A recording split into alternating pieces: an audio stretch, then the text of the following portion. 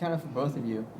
I'm sure you're gonna have different kind of like perspectives on this because you're operating kind of like in different stages at at a company's life cycle. Mm-hmm. But my experience, when we're talking about user experience, it's this all-encompassing thing that kind of is set in it works in two phases. One is the offered experience, which is everything that's setting the expectations for a person Mm-hmm. before they get to actually use your product or service. Mm-hmm. And there's the delivered experience, which is everything that happens once they're actually engaged in that, which includes everything from interacting with the product service directly, but also customer support and customer service on the back end to complete that cycle.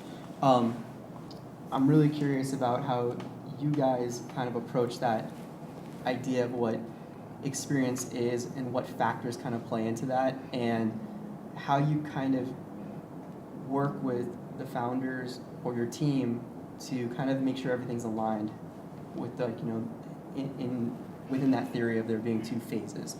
Mm-hmm. Yeah. I like to think of any interaction with a customer is part of the product and the core experience. I also, a measure that I've established is this sort of thing called PIP, which is pride in product. So how proud are you of what you're building? Would you recommend your service wholeheartedly to a friend? Would you share your website to the world and say, I built this? I think these are, it's almost like looking in the mirror. And that's something that I think is really healthy to do in any business and not really lie to yourself. So that's one really sort of qualitative factor that I bring. But the other question you had was where do you focus? There's that impression, and then there's the delivery. If you focus fully on the delivery and ignore the impression, there's not going to be anything to deliver. And if you focus fully on the impression and then forget about how you deliver it, you're going to get a bunch of unhappy customers and your business is going to drop. So in a startup, there's X resources, X time, and everything's kind of fixed.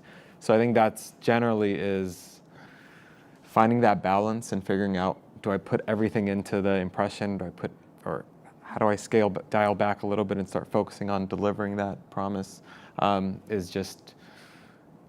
It's a management challenge that I think any founder is faced with, because unless you have unlimited resources, you can't. It's always a challenge, and it's fun.